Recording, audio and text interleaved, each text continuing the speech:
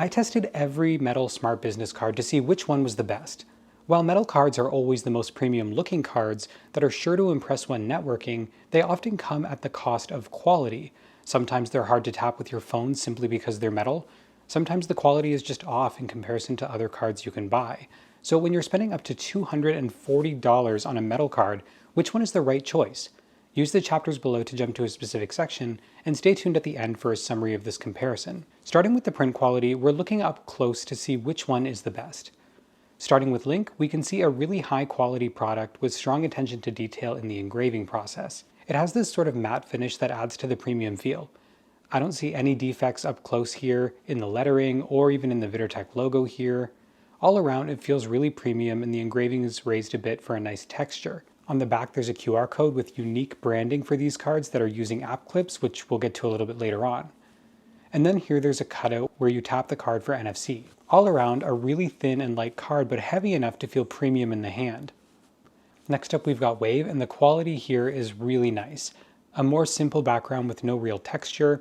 The print quality here is great even up close. It has these beveled edges all around, which is really nice. On the back, there's a QR code that has a nice texture to it, and I like the gold look, and it has a really similar layout to Link with that window on the bottom for NFC. All around, really impressed with this one too.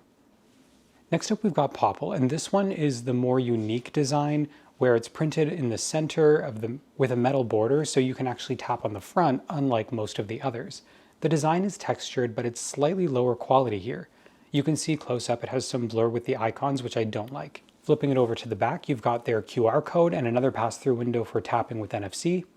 Overall, this one's a little thicker than the others thanks to that metal border. We'll get to the NFC function a little bit later, but it's definitely lower quality print than I was expecting here. Next up, we've got Mobilo. This one has a more brushed finish, which is nice, but it's definitely different than the others before it.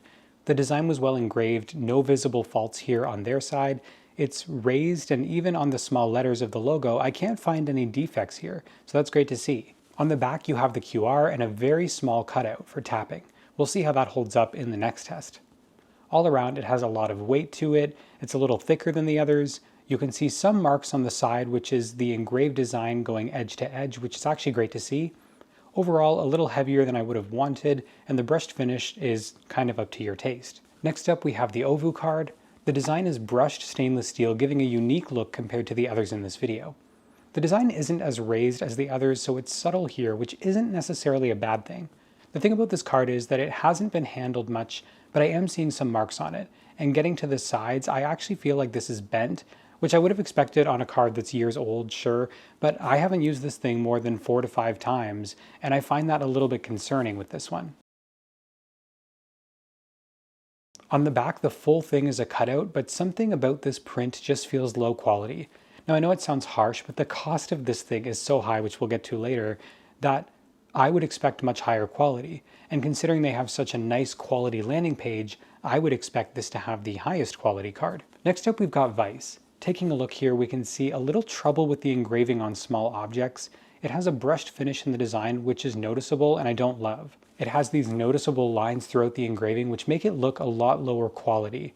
It has beveled edges around the side, and on the back, it has a complete cutout, overall thin and feels good in the hand. Finally, we have the dot card. Unlike the others in this video, it's not a custom design, just dot branding. It feels heavy and premium, which I do like. On the side, you can see it's actually 2 layers pasted onto a metal card in the middle, which is a bit odd and unlike the others here. Still thin, but odd. I also noticed it's matte on one side and then glossy on the other side, which again, I thought was sort of an odd choice to do here. They do have a custom plastic card, so would you rather choose a plastic card but your own brand, or would you rather jump to metal but then lose all that branding? Overall, the quality is good, but it's their brand you're promoting, which you should take into consideration when you're buying a metal card here. Now, design is only part of the story here, as where and how you tap plays an important role in the decision. There's nothing worse than having a great looking card that just won't tap at a networking event. And these cards offer a variety of methods and different sized windows for tapping. Starting with Link, we have their custom metal card, which has an NFC window on the back. Tapping on the card seems strong, and I don't even really fully need to touch the card to read the NFC, making it quick and easy. Tapping on the card gives you a unique experience using Apple app clips, giving the most advanced experience of smart business cards, and lets you customize the app clip to fit your branding, which was a really nice touch. Next up, we have Wave with a very similar format to Link.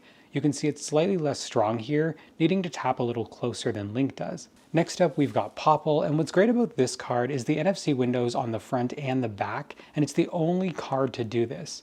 Strength is comparable to Wave, and it's not as strong as Link. Next up, we have Vice, which has a full window cutout on the back of this card. The card has similar strength to Popple, which is still great. Next up is Mobilo. This card is a fully metal card with a small cutout on the back for the QR code. This card needed to get extremely close and was much weaker, likely due to that smaller window and the amount of metal that was surrounding it. Next up, we have Ovu, which has a full cutout on the entire back, and testing it, it's just as strong as Wave and Popple. Finally, we have Dot, which has decent strength here that we can see on the front. Let's see what it's like on the back though. So it appears this really only lets you tap on one side, which is the front, and that's not clearly indicated anywhere.